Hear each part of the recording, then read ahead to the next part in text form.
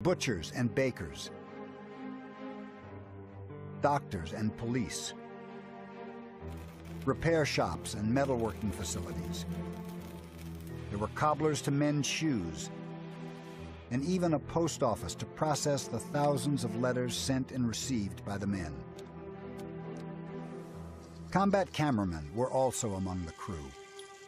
Their job was to document life aboard, to record damage and repair operations, and to keep their cameras unblinkingly focused on the maelstrom of battle. A rigid caste system kept the whole organization functioning in military order. To some extent, that system reflected American society back home.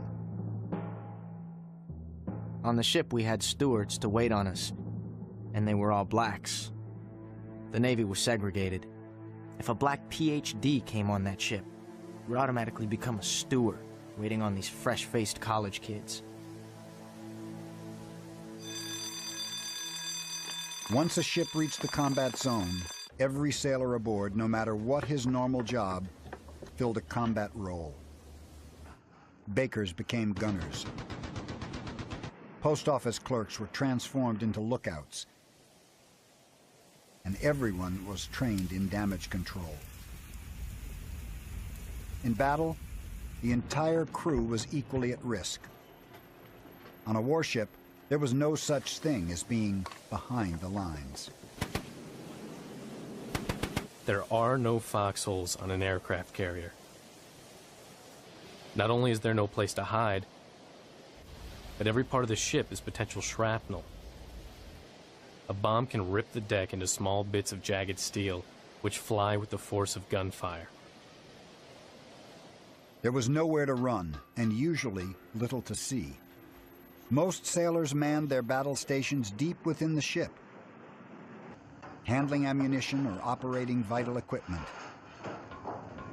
Due to the vast expanses of the Pacific Ocean, even the sailors above deck might never see an enemy ship. But the threat of attack by planes or submarines kept them constantly on alert. To protect themselves from aerial threats, U.S. warships bristled with anti-aircraft guns. Heavy, long-range 5-inch guns were designed to destroy distant targets. Smaller 40-millimeter rapid-fire cannon were meant to engage aircraft at closer range. Finally, rows of light 20-millimeter guns took on enemy planes that penetrated beyond the curtain of fire laid down by the larger guns.